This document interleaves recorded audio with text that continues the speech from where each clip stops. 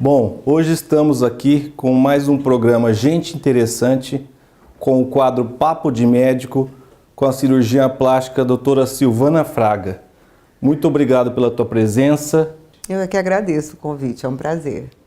Doutora Silvana, eu gostaria inicialmente, eu sempre falo com os colegas médicos, a gente acaba conversando, que a senhora traçasse um paralelo assim, do início da tua carreira como cirurgiã plástica até os dias atuais. Como é que foi a evolução da cirurgia plástica, novas tecnologias, procuras por cirurgia plástica? O que a senhora pode me dizer a respeito? Então, Luiz Fernando, olha, é bem interessante a evolução da cirurgia plástica, primeiro porque o Brasil é um expoente em relação à cirurgia plástica, não só na cirurgia estética, mas na cirurgia reparadora. A gente, na verdade, exporta tecnologia em relação à cirurgia plástica. Aqui em São José do Rio Preto, na verdade, eu fui a primeira mulher a fazer residência em cirurgia plástica, era uma área eminentemente masculina. Eu tive a grata satisfação de ser a primeira e acabar conseguindo ter uma boa aceitação, né, dentro da área profissional. Hoje a cirurgia plástica é uma cirurgia muito mais acessível. Quando eu fazia o meu treinamento em residência, a cirurgia plástica ainda era considerado uma coisa muito elitista. A população precisa saber que a cirurgia plástica não se resume nos tratamentos considerados estéticos, que a gente está acostumado a ouvir falar. Mama, lipo, face, essas coisas. Nós atuamos também na parte do trauma de face, trauma de mão, atendimento ao queimado, no tratamento de reconstrução mamária. Então é com uma grata satisfação ver a evolução que a cirurgia plástica tem em termos de Brasil e em termos de acesso à população também. Então eu acho que é uma carreira fantástica. Exatamente. E recentemente, né, doutora Silvana, nós tivemos o falecimento do grande expoente da cirurgia plástica no Brasil, que, como a senhora disse, é uma referência mundial, né? Dr. Ivo Pitangui, e que teve inúmeros casos cirúrgicos, formou inúmeros cirurgiões plásticos, né? E realmente a cirurgia plástica no Brasil, ela exporta em qualidade, em precisão cirúrgica, em técnicas inovadoras, né? Como que é a procura do sexo masculino, do homem, no caso, com a cirurgia plástica? Cada vez maior, né? As cirurgias que a gente mais faz em termos de cirurgia plástica no sexo masculino, se a gente for considerar na procura pela cirurgia estética, nós temos, numa idade já um pouquinho mais avançada, a cirurgia de pálpebras. E numa idade bem jovem, a cirurgia de orelha em abano, a cirurgia de correção de nariz. E uma coisa que é muito procurada, embora pouco divulgada, é o tratamento do aumento das mamas masculinas, que a gente chama de ginecomastia. Isso é um problema muito sério para o adolescente, né? Que cria um constrangimento social muito grande. Então, é um volume grande de paciente que a gente tem. Tirando as áreas, lógico, a parte reparadora, que, por exemplo, no trauma, o sexo masculino ainda acaba sendo o maior número de pacientes em função das profissões mais relacionadas à indústria e pedreiro, essas coisas. Então, os traumas estão mais envolvidos a população masculina do que a feminina. E quando se fala assim em cirurgia estética, em tratamentos estéticos, doutora Silvana, hoje a gente observa outras especialidades também invadindo talvez um pouco também o campo da cirurgia plástica, né? O dermatologista hoje atua muito nessa questão de estética. Como que a senhora vê tudo isso daí? Olha, Luiz Fernando, assim, isso eu acho que é um problema bastante sério. No caso do dermatologista, eu acho que a gente, na verdade, tem uma combinação de tratamento, né? Os tratamentos que o cirurgião plástico faz são complementados por tratamentos dermatológicos, de cosmiatria, de preenchimento, de botox, que são, sim, da área da dermato também, não é uma área exclusiva da cirurgia plástica. Eu acho que o problema grave que existe, não só na cirurgia plástica, mas em todas as especialidades, infelizmente a gente sabe que isso está relacionado ao aspecto econômico, infelizmente. Então a gente vê algumas especialidades que não têm treinamento se aventurando a executar procedimentos que não estão capacitados, e aí sim a gente tem grandes problemas. Então eu vou te dar um exemplo muito grande, que é o problema com a lipoaspiração, não é? Que é uma cirurgia que a população tem medo, a gente vê muita divulgação de problemas graves e óbitos, né, mortes por lipoaspiração, e dentro de um estudo feito na sociedade brasileira, uma grande parte desses problemas são causados por profissionais não habilitados. Então, a orientação que a gente sempre dá, e a sociedade brasileira insiste nisso, é que quando você for fazer um procedimento, você consulte o site da Sociedade Brasileira de Cirurgia Plástica para saber se o profissional tem um treinamento adequado. Exatamente, isso é muito importante. Nós vamos por um pequeno intervalo e voltaremos a seguir com mais um Papo de Médico.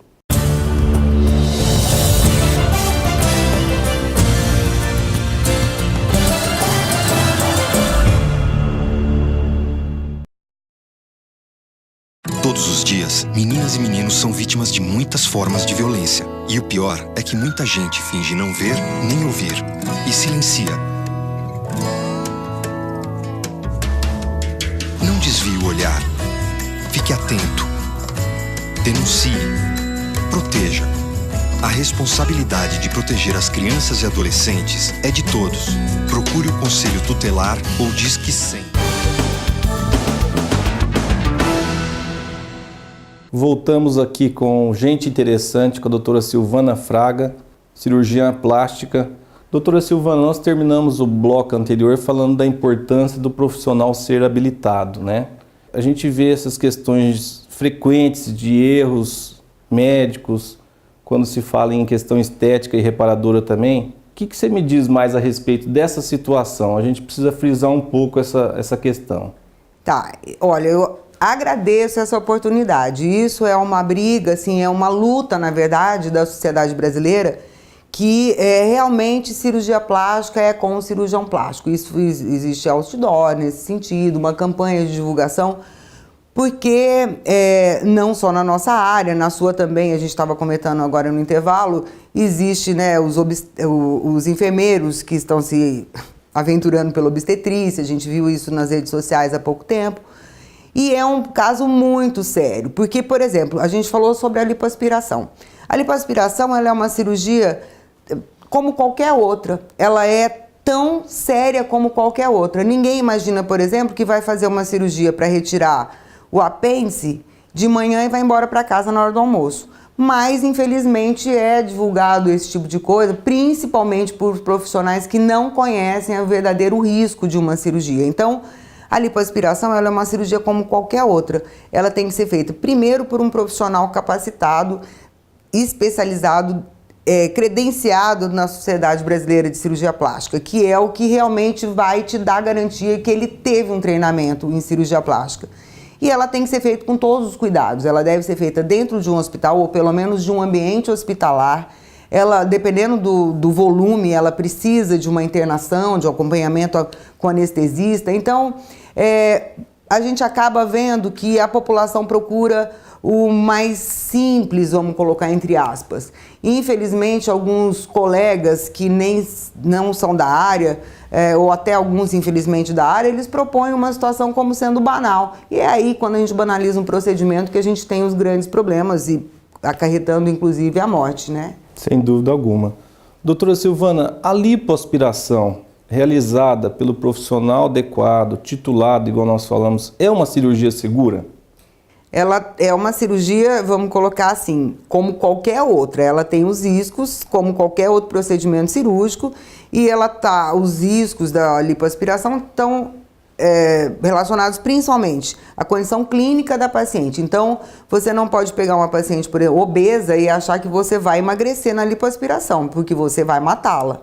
Então, ela, quando bem indicada, paciente numa condição clínica boa, ou seja, os exames estão bons, não está com anemia, feito dentro dos critérios, ela é uma cirurgia que a gente considera de risco baixo, dentro, de novo, reforçando, desses critérios médicos que eu estou dizendo, dentro do ambiente adequado e dentro do limite de quantidade de gordura que você pode remover. Exatamente. Eu, como ginecologista, doutor Silvano, Eu acompanho muito as minhas pacientes, assim, até no pré-operatório de uma cirurgia de mama, por exemplo.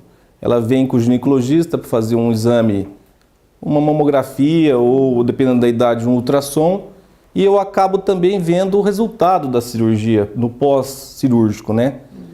Como que é a escolha de uma prótese de mama, por exemplo? O tamanho, como que é decidido essa harmonia com aquele biotipo da paciente? Porque às vezes a gente vê algumas situações aberrantes, o exagero do tamanho da prótese, de acordo com aquele biotipo. Como isso deve ser decidido no pré-operatório? Exatamente, isso cabe, de novo, à formação do profissional para que a gente possa ter uma noção de proporção, não é? Então, cada paciente vai ter um resultado diferente, por exemplo, isso é muito comum no consultório, eu tenho uma amiga que colocou uma prótese de volume tal. Dificilmente você vai repetir o mesmo resultado, cada paciente tem um tamanho de tórax, tem um volume de mama já, tem quantidade de pele sobrando ou não. Então, como é que a gente vai determinar se essa prótese é adequada, qual é o volume adequado? Examinando cada paciente e relacionando o tamanho do tórax com a altura da paciente, e aí a gente tem algumas medidas que você pode, considerando o tamanho da mama da paciente, você escolhe uma prótese que possa ser escondida atrás da mama dela, para não ficar aquela coisa que a prótese vai para baixo da pele e fica essas situações, como você falou, que são, no meu ponto de vista, extremamente desarmônicas, né? E outra coisa, a prótese ela só serve para aumentar volume. Isso é um problema que a gente tem enfrentado bastante. Paciente que tem a mama grande e vem com a ideia de que a prótese vai estruturar a mama, vai deixar a mama mais firme, que a mama com a prótese não vai cair, isso é uma ideia completamente equivocada. Então a prótese só funciona para aumentar volume. Quando você tem um excesso de pele, a gente necessita remover a pele. Quando você tem um tecido mamário volumoso, você tem que moldar o tecido mamário e não tirar um tecido mamário da paciente e substituir por uma prótese. Isso é um assunto assim que daria horas para a gente conversar, mas a grosso modo é isso. Exato. E também como ginecologista, doutora Silvana, eu acompanho muito também pacientes que vai fazer a opção de fazer uma cirurgia estética mais prolongada, tipo fazer a mama, abdômen e lipo junto. E também me solicita para fazer a retirada do útero quando tem um problema, a laqueadura. Como que você enxerga essas cirurgias combinadas que acabam aumentando muito o risco cirúrgico, o tempo prolongado de cirurgia? Como você vê isso? Com bastante medo. A gente sabe, né, que o risco de uma complicação cirúrgica, e eu vou citar um que é muito perigoso, que é a trombose venosa profunda com uma consequente embolia pulmonar e óbito, o risco dessa intercorrência no pós-operatório está extremamente relacionado com o tempo cirúrgico e com a extensão da cirurgia. Então, a gente acaba associando algumas cirurgias, mas sempre levando em consideração a idade da paciente, o tamanho, por exemplo, quando a gente fala numa cirurgia de abdômen, você tem uma cirurgia de abdômen que você vai tirar um pouco de pele, você tem uma cirurgia de abdômen que você vai tirar muita pele. Obviamente, o sangramento e o tempo cirúrgico vai ser maior quando você tem um volume maior de abdômen. A mama, a mesma coisa. Então, cabe ao cirurgião, ou no caso, os dois cirurgiões, o ginecologista e o cirurgião plástico, avaliar realmente a extensão desse procedimento. E normalmente, eu particularmente não gosto de associar. No máximo eu acrescento o abdômen mesmo, a dermolipectomia, mas nada de lipo, não acrescento mama, porque aí a gente entra numa cirurgia de altíssimo risco de complicação. Sem dúvida alguma. Nós vamos para um pequeno intervalo e voltaremos a seguir com gente interessante.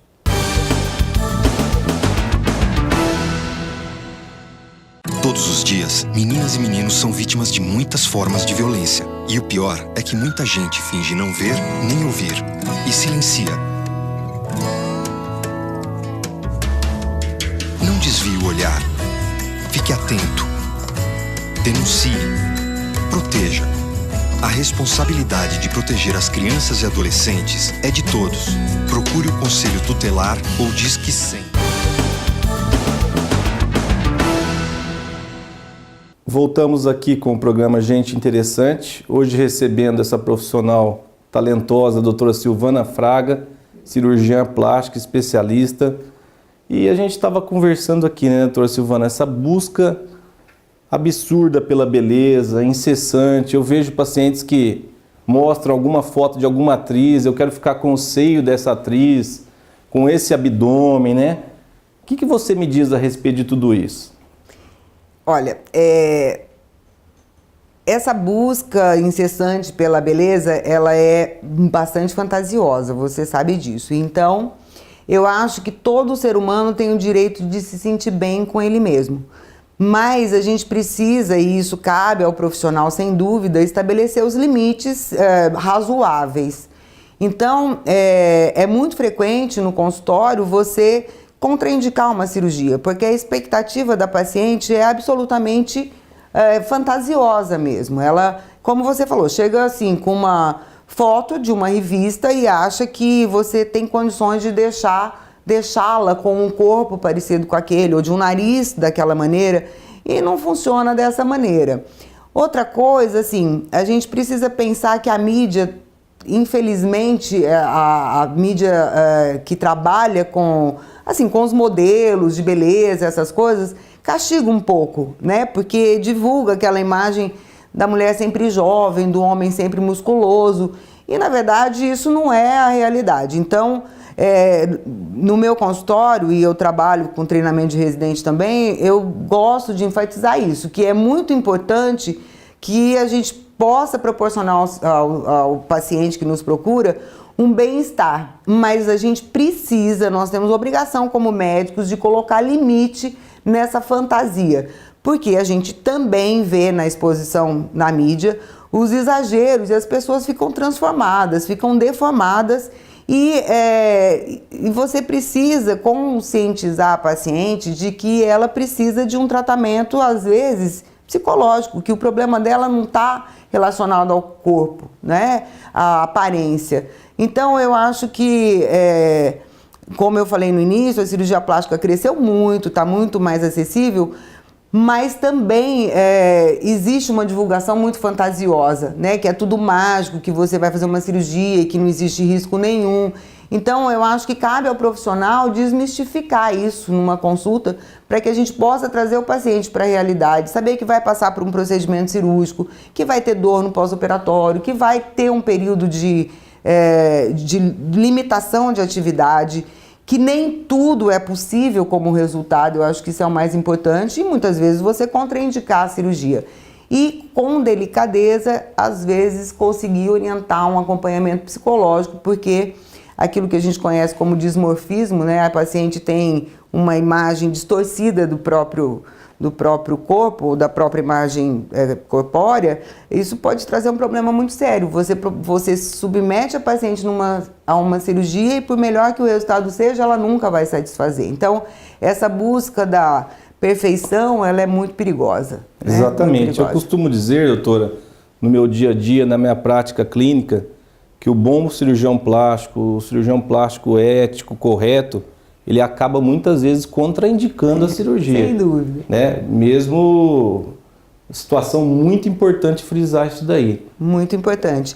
Porque é isso, assim, não existe mágica, não é? Então, a cirurgia plástica, ela tem que trazer benefício ao paciente. Quando você percebe que a expectativa é muito grande, se você não conseguir chegar num acordo com esse paciente, se ela não conseguir entender que aquilo que ela está pretendendo não vai ser possível, olha, eu vou te dar um exemplo assim que todo mundo já ouviu falar. É muito comum quando os pacientes, de uma maneira geral, o homem também, está passando por uma situação de autoestima baixa, por qualquer situação, fim de relacionamento, isso é muito comum no consultório. Ah, não, eu vou mudar minha vida, eu vou fazer uma cirurgia plástica. É a pior hora para operar. porque realmente o problema não está ali, né? E mesmo que você tenha uma cirurgia com um bom resultado técnico, você não vai estar ajudando a paciente. Na verdade, você está criando uma expectativa que não vai...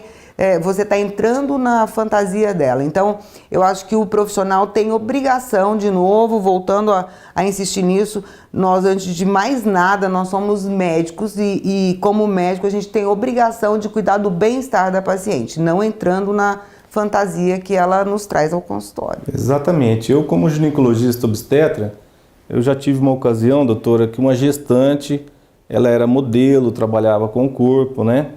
Ela porque queria fazer uma lipoaspiração e uma abdominoplastia já no momento da cesariana. Falei para ela, expliquei que não era o momento. Ela chegou a procurar alguns profissionais para realizar a cirurgia e, por sorte, esses colegas também não contraindicaram a cirurgia, não aceitaram. Eu queria que, de um modo geral, doutora, a gente falou tanto em técnicas, em cirurgias mais frequentes. Como deve ser conduzido um paciente para uma boa cirurgia, um pré-operatório correto? Eu gostaria de dar essa liberdade da senhora expor como é que é toda essa situação aí. Olha, sem dúvida, para um sucesso num procedimento cirúrgico, em qualquer área, você precisa se informar a respeito do profissional que você está procurando. Eu acho que esse é o ponto principal. Saber a formação desse profissional. E no caso da cirurgia plástica, eu insisto na nossa campanha da Sociedade Brasileira que seja alguém que esteja realmente titulado, né, que tenha tido um treinamento. Para você ter uma ideia, para a gente ser cirurgião plástico, você faz 2 anos de especialização em cirurgia geral, depois da faculdade, e 3 anos de treinamento em cirurgia plástica. Então, é necessário que você passe por esse procedimento para que você conheça a técnica e conheça as complicações e possa dar uma segurança para a sua paciente. Então, o primeiro ponto é você ter uma referência do profissional que você está procurando. O segundo ponto é você estar em boas condições clínicas, né? Se você está obesa, não espera mágica. Então, assim, vamos estar bem fisicamente para que você possa fazer uma cirurgia com o menor risco de complicação possível. E eu sempre falo que a pessoa mais bonita é a pessoa que está feliz, né? Então eu acho que a cirurgia plástica contribui bastante, isso nos deixa muito gratificados, mas para você ser feliz, você precisa fazer o que você gosta, né? Ter uma boa alimentação, fazer uma atividade física, sorrir bastante, isso ajuda a diminuir ruga. Ao contrário, você fala, dou muita risada, tem muita ruga. Não, quem é feliz é mais bonito, sem dúvida nenhuma. Então, eu acho que é essa a mensagem. Muito bom, doutora. Eu gostaria de agradecer imensamente a tua presença. O assunto é bem extenso, bem amplo. Deve ser motivo para os novos encontros, novos programas. Eu agradeço imensamente a tua presença aqui. Eu é que agradeço, foi um prazer, estou à disposição e fico muito feliz mesmo com esse tipo de programa que nos permite orientar a população para que, numa linguagem bem leiga, não entre em roubada, não é verdade?